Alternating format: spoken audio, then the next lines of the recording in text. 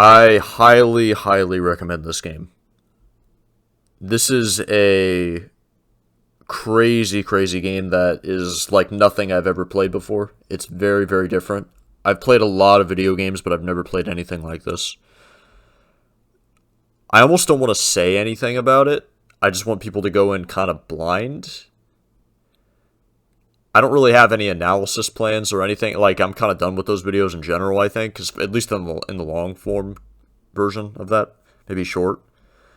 But yeah, I highly recommend this game. This is going to be a quick one, quick video here.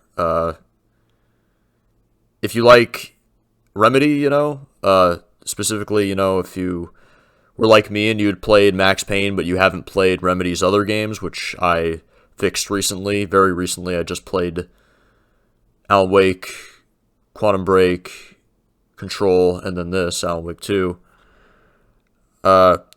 It's been quite a journey. It's been crazy, and getting to Alan Wake 2, I'll tell you, it was worth it, because if you play all those games and then you play this game, I only regret having not replayed Max Payne at the time, because I played those years ago, and just went with Alan Wake this time, just playing that, and then Quantum Break and Control, and then this. But this game has a lot of like spiritual references to Alan Wake, I guess, like or sorry, not Alan Wake, Max Payne. It has a lot of that. So if you like Max Payne, you should totally give this a shot. This is James McCaffrey's last appearance before he passed away. He was even going to be in the DLC, but he had passed away during development of DLC. But they had the idea of a chapter for Alex Casey, the character who is very much Max Payne. Yeah, this game was a celebration of 20 years of Remedy, and I think it's one of the best games ever made, honestly. I'll warn some people, like, go in expecting to be confused, obviously, not just with the story, but also with the gameplay in some ways, because this game it's strange. Like, the first Alan Wake was more like Resident Evil 4 or 5 in its style, and then this game feels more like it's Resident Evil 1 and 2, like more PS1 era Resident Evil. It's a lot more puzzles rather than like a shooting gallery, which was more of what the first game was. And there's, some people don't like this game. I've seen some people say it's a walking sim.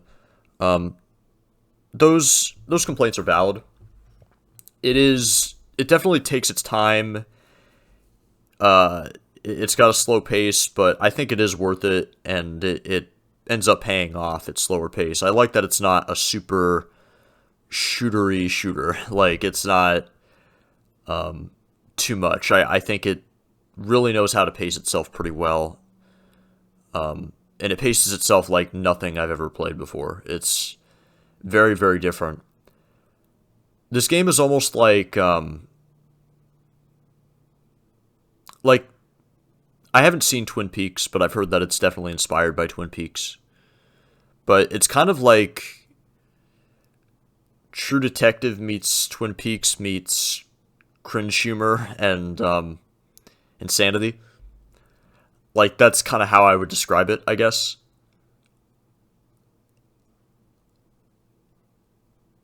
It's very, very different. It's very, very different. There's nothing like this that I've played before. I would say this is the best game since Red Dead 2, at least. I think this game is better than, at least for me, I think it's better than The Last of Us. I think this game is up there with, like, Metal Gear Solid. It has a lot of Metal Gear Solid in it, as far as, like, Kojima madness, and unpredictability, and strange sense of humor and all that. It's got a bit of the Rockstar DNA in there as well, I think, with the TV skits and stuff like that, and the emphasis on licensed music and everything. Though the music is very different. It's not mainstream, like, pop hits or anything. It's just kind of its own thing. And of course, Max Payne and Rockstar are very closely connected things. Rockstar published the first two games and then made the third game, and that DNA is shared for sure with Remedy, though Remedy is very different. That's another reason why I wanted to make this video, was also just because I know I have a lot of Rockstar fans that are watching this, and would Rockstar fans enjoy this game? Maybe. I would hope so. It's definitely worth a try. Control is different. You know, I recommend playing Control. You got to play all these games before playing this, I think. Control is interesting. That's like a combination between a bunch of different games. I mean, that game is like, it reminds me of like Infamous or Prototype. I never played Prototype, but I did play Infamous. Games that were compared a lot. It's like a superhero style game as far as like it's about superpowers and stuff like that. And Quantum Break has a little bit of that too. Quantum Break is like Alan Wake or like Max Payne if the bullet time wasn't just jumping and like going in slow-mo while you're jumping, doing like Neo Matrix moves. It's more like if you're the Flash, like the superhero, like you're running super fast and you're doing like weird like time slowdown stuff. It's all about like time travel. Like it's like a time travel story, but it's a third-person shooter. It's neat. Quantum Break is cool. It could have been better, but it is interesting. Control is, I don't know, like you're running through these like corridors, like you're running through these hallways, and it's like a government building, like the Pentagon, and you're throwing stuff around, almost like it reminds me of like the gravity gun from Half-Life 2, also Half-Life 1, because you know you're running through these hallways all the time, and it's like the science lab thing, and it's kind of like copy pasted, but it's this very interesting atmosphere, this interesting like horror shooter superhero atmosphere. It's very interesting, and I feel like you got to play that as well. So I just highly recommend these games. Yeah, I mean, best Alan Wake 2, I think, being the culmination of Remedy's work. Like, I just think it's maybe one of the best games since, like I said, like I brought up The Last of Us. Like, The Last of Us probably, Red Dead 2. Yeah, like, I don't know, like this game got kind of robbed by Baldur's Gate 3 because Baldur's Gate 3 was so great and unexpected and like a true like computer RPG, retro RPG made in modern day with like a modern budget. Like BioWare, it was almost like BioWare came back, but it wasn't BioWare. Like that game just kind of stole the show, but Alan Wake 2, it's really good. I think it's really good. But I don't know if it's guaranteed that everybody will like it. I mean, the puzzles are really crazy. Like, there's some puzzles that have you doing, like, geometry and stuff like that. Like, I'm not good at math at all. There's no way I could have played this game without looking things up. The fact that they have you do that in a puzzle. Like, this game makes you do math. And the puzzles are very, very unclear.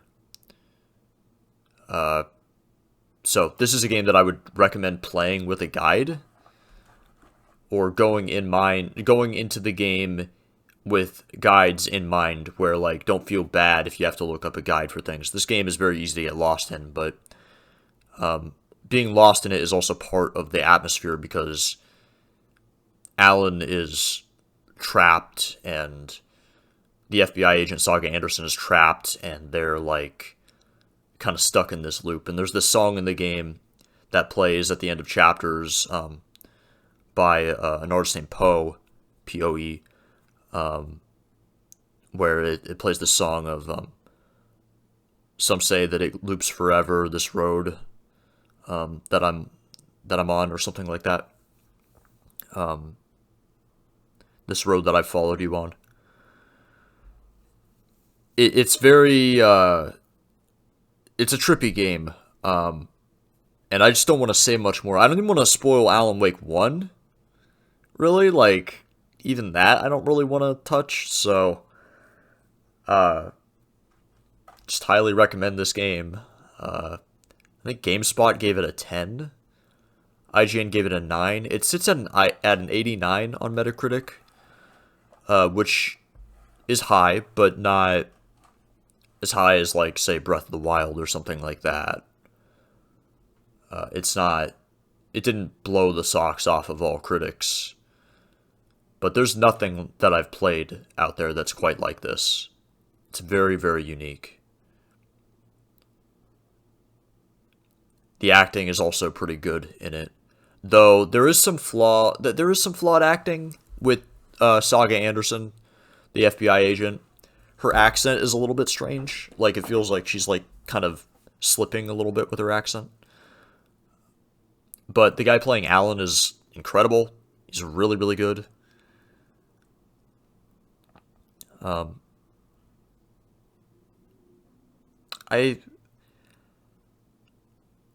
I guess I'll just talk a little bit about, like, why this game sings to me so much and why it's such a great game in my opinion, like in my top 20 games of all time.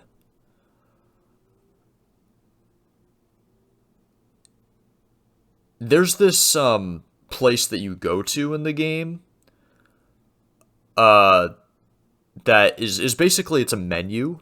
But instead of going to a menu, like opening up your journal in a menu, you go to this place called the Mind Place. And this is both a great thing about the game and kind of a bad thing about the game because of the way they design specifically Saga Anderson's portions of it, where she has to put together the case files on the board, and that some of that stuff is really kind of annoying, and not well designed, to be honest. It is a flaw in this game. Like, GameSpot saying the game's a 10, I don't know if it's quite a 10. I get why they would give it a 10. I'm almost there, personally. Like, I'm close, but it does miss the mark in some areas. And for someone, for someone that is like a modern gamer, that isn't used to older games, it's like, well, any game where you have to look things up to complete it is definitely not a 10. And I guess I understand that. But for me, that almost elevates it. This game has, like, real guts to be what it is. And I like that. This game's really bold.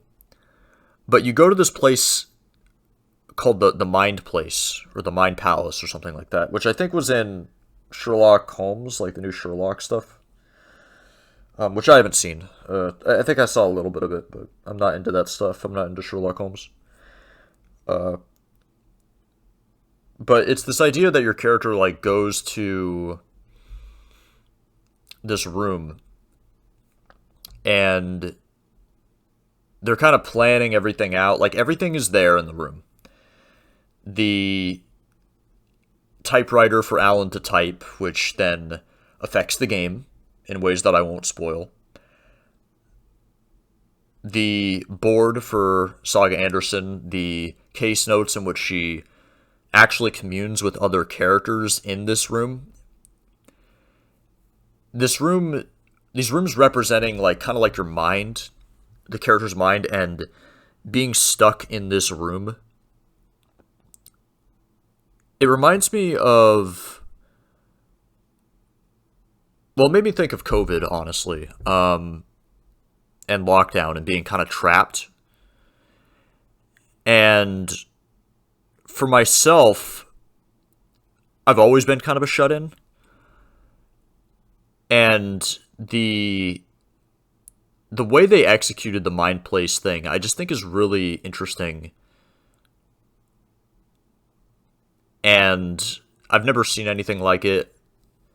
It's a completely new concept to me of, like, your character entering, like, a meditative place and then going to a room and imagining this room that they are in physically, in which they do things that then affect the game and affect the environment. Alan types, and then it affects his reality. He's writing into reality. That is a bit of a spoiler. But at least for Alan Wake 1, it kind of is. But,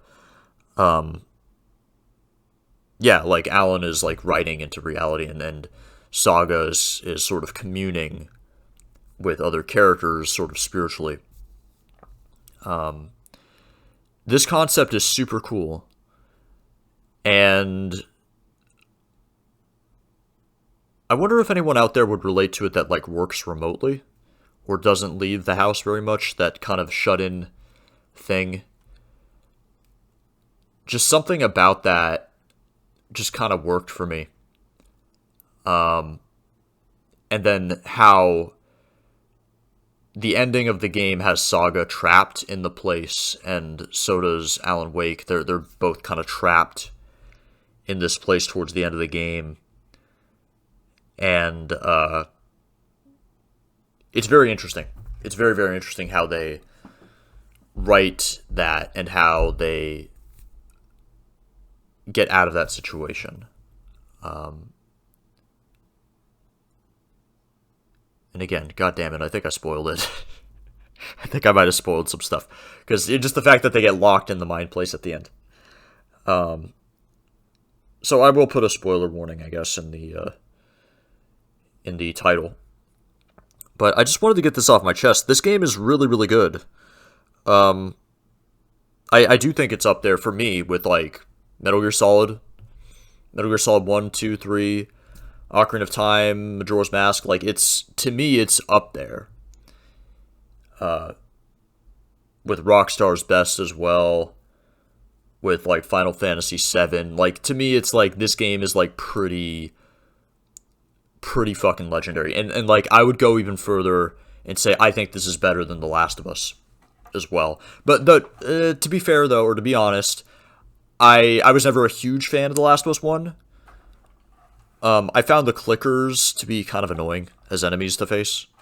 Just, like, I don't know, just the constant, like, one-shots, like, they get close to you and then they one-shot you, and just, I don't know, the zombie aspect of it. Never been a huge zombie fan, personally. Like, I've never been into The Walking Dead or anything like that. Alan Wake focuses on the paranormal, focuses on, like, ghosts. You're fighting ghost-type things. Which, by the way, speaking of that, this game is scary a little bit. There are a lot of jump scares in the game, for sure, to a point where it's almost funny. This game, like I said, it's got a sense of humor. It's got, like, kind of a cringe humor going for it. And, sometimes it's funny. Sometimes the jump scares are very cheap and got laughter out of me. And I'm not, like, a horror guy. Like, the only horror movie I've seen is, like, The Conjuring and The Shining, because Kubrick is great, so I kind of had to see that, and I love The Shining. But the enemies that you fight in this game are like these ghost apparitions, you know, and sometimes they behave like zombies, where they'll charge you and stuff like that. Same in Alan Wake 1. But you're... for anyone that doesn't know the concept of Alan Wake, it's kind of like a combination of Luigi's Mansion and Resident Evil. For anyone that has played Luigi's Mansion or hasn't played it, what I mean is when you flash the flashlight at a ghost and then you vacuum them up, that's the concept of Luigi's Mansion. You use the 1-2 punch. You use the flashlight and then you vacuum them. It's like that, but you have a gun. So you shine the light at the ghost things, and then you shoot them. In Alan Wake 1, you actually use the flashlight as your crosshair. In Alan Wake 2, they'd added a crosshair, more similar to Resident Evil 2 Remake. Which, God, I haven't played that yet. I still need to play that. But this game has a little bit of that, too, and then there's, like, the pieces of paper that are laying around, and you pick them up and read them like notes. It's got a little bit of System Shock 2 and Bioshock in there. Like, this game has everything, man. Like, it's got Rockstar, it's got Kojima, it's got Valve, it's got Ken Levine type System Shock 2 stuff going. Like, this game is doing everything. It's got Resident Evil, classic Resident Evil, like PS1 Resident Evil era design. It's just, this game is, it's everything. And the DLC makes it even better, and then it's this celebration of Remedy's legacy, and it's a little bit self-referential, and sometimes it's funny, sometimes it's ironic. I do think Sam Lake is a funny guy, with how he goes about things in his games, and I think it's funny that his face is Max Payne's face, and then is Alex Casey's face. So it does feel like Max Payne is literally in this game, voiced by James McCaffrey, who passed away. You know, man, this game's just got a lot going for it. It's got a lot of, I don't know, I think its heart is kind of in the right place, you know? It's got a good spirit to it.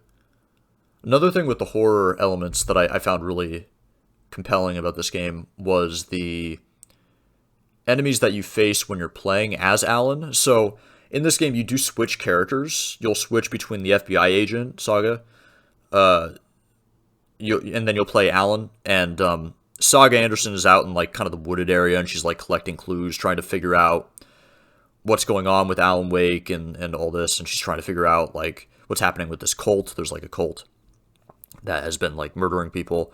Very True Detective season 1 in that way. And then it switches to Alan, who's like in kind of a dream. He's like trying to navigate through this like dream space thing. And the ghosts that Saga fights are more like zombies. They come at you, they throw things at you. They're more like the villains from Alan Wake 1, where they're these like physical, like very physical apparitions that charge you. Closer to zombies and how they behave. And then when you're playing as Alan, you're in this dream space and you're stalked by these these dark figures where you can't really see them. They're like an outline. They're like silhouettes, essentially. And you'll spotlight one of them with your flashlight, and it won't be a threat, and then you'll spotlight another one, and then it comes at you. So they're enemies that you don't know which one is real and which one isn't. Like, the first Alan Wake was really good at making you feel like you're going crazy or your character is crazy. You don't know if you're crazy or if your character is, like, in reality. And the first Alan Wake is definitely more about, like, Alan going through the arc of, like, is Alan crazy? And the reveal ends up being, in the first game, spoilerish thing, but the reveal ends up being Alan actually isn't crazy, and then Alan Wake 2 is more about Alan becoming more crazy.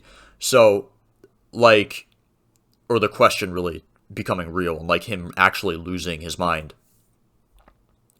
And when you're fighting these apparitions, these silhouettes, these like shadow figures that stalk you and walk slowly towards you and whisper your name and whisper weird things, I wasn't really sure what to make of those enemies. Like, I thought they were interesting and I thought they were cool, but I realized how genius they were as enemies when something happened to me in real life. So I was playing the game a lot and I was really interested in it, really loving the game. And one night I went to sleep and I had a dream about the game. And, well, the dream wasn't really about the game, actually. The dream was more about, I should say the game tied into the dream. The dream wasn't really about the game. It was a weird dream because in the dream, I woke up and was talking to my mother about the dream within the dream. And then I woke up from the dream. So I literally had a dream within a dream, and it became, I don't know if it became lucid or what happened, really, but it became kind of, like, self-aware. And as I was waking up, I felt like I saw like, my pillow was covering my face, but I felt like I saw, like, the outline of, like, a shadow-type figure, which then made me realize, I was like, okay, I'm scared shitless of sleep paralysis. I've never had sleep paralysis, thank God. I don't want to ever have sleep paralysis. No one does. But the stories of sleep paralysis are that you would see like a shadow figure, the sleep paralysis demon, quote unquote, that you would see. And I realized when I saw for like a split second whatever that that like sort of hallucination where it's like you could have a hallucination right now if you just close your eyes and you just kind of like think about it, or not think about it, but like, you know what I mean? Like you're going to sleep and your eyes are closed and you can kind of like picture things, and like things can kind of, you know, you could like, it's like that. When I realized that what I saw, like what that could have been like a sleep paralysis-ish thing that happened. Thank God it wasn't, because true sleep paralysis is horrifying. You're like paralyzed laying there and you see a shadow figure staring at you and you can't fucking move. Like, that's horrifying. I hope I never have that. But when I woke up and like had like a, like, it's almost like I woke up and I was still dreaming for a second and then like I was up. That figure is basically what Alan Wake is dealing with in this spirit realm. He is fighting in the game. You are fighting sleep paralysis demons in your weird sort of dream space that you're moving through. And yeah, so when I realized that, that was when I realized how genius the game really is, as a, you know, just to have that as a concept. And just the frustration of Alan just kind of being stuck in this place and constantly just clicking away at his, you know, keyboard or whatever, or at his, you know, typewriter, and trying to just desperately write himself out of this. There's something so relatable about that.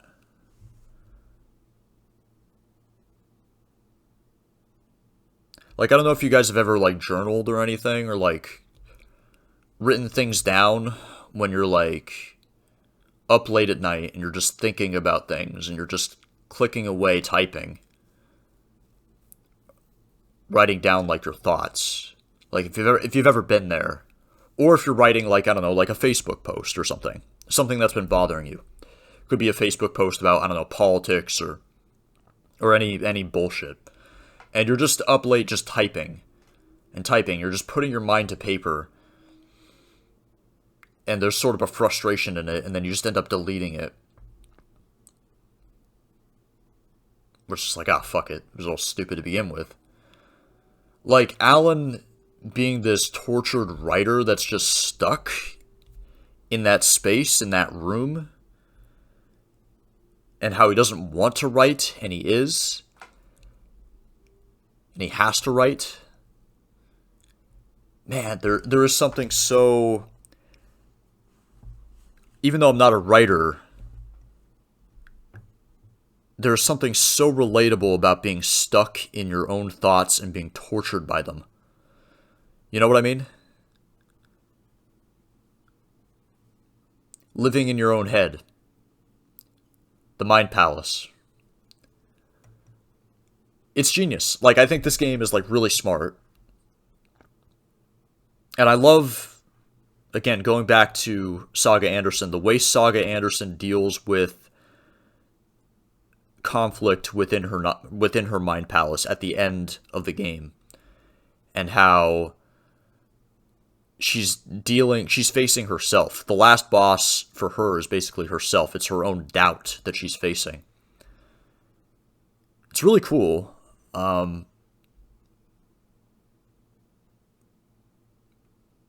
Yeah. You know, we all have our way of dealing with things. I mean, I kind of learned how to meditate as I got older. Through spiritual practice, through actually praying the rosary. Actually, is kind of how I learned how to sort of meditate. And the whole thing with meditation is that it's kind of like dealing with. It's kind of taking your garbage thoughts. I feel like this is how I describe it. It's taking your garbage thoughts and it's putting them in the recycling bin of your mind, like the computer, and deleting them. And maybe they come back, but that's kind of what it's like. Or almost like defragmentation, like you're defragging your brain a little bit. Thinking a repetitive thought again and again to numb the other thoughts that are like spamming you like a computer virus or like email spam, you know. And I just love the representation of your mind being a room. Just a little office room with a computer, a television, a whiteboard.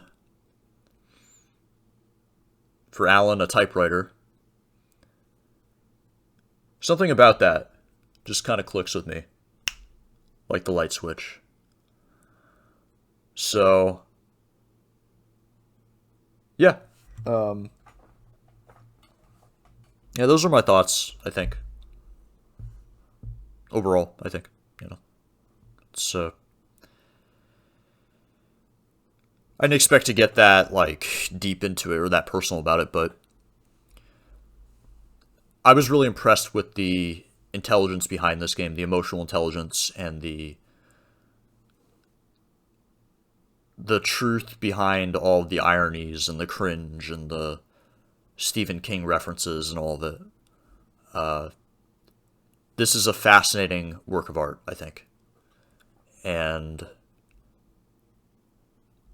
I hope Rockstar fans that end up playing this, that liked Max Payne, I hope that they see something in this. And even though, you know, you got to go in expecting something very different. You know, Rockstar's never made a supernatural horror game. But, you know, there's a bit of that shared DNA, I think, with Remedy. And it's a great game. It's a great game. And personally, I think it might be, if I had a choice or if I was a game journalist or something like that, I think I would give it Game of the Year of 2023 over Baldur's Gate 3, actually. As great as Baldur's Gate 3 was, I think Baldur's Gate 3 falls apart a little bit in the third act. And by the third act, I mean literally, because there are acts in that game that are separated by different areas. When you reach the city in that game, the quality does go down. Just the design and everything, it just doesn't quite work as well at the end of that game. It's kind of a hard game to make myself finish. But I did finish it. I played Baldur's Gate 3 once, and then I played it again. My second playthrough, I got to Act 3, and I kind of burned out. But I plan on picking it up again and finishing it again. The same thing happened to me on my first playthrough. I got to Act 3, and then I burned out. And then I finished it. Forced myself. So, yeah, that's my little analysis on Alan Wake. My first impressions, my thoughts on it. And, yeah, I'll see you guys in a future video here. Not sure what I'll do next, but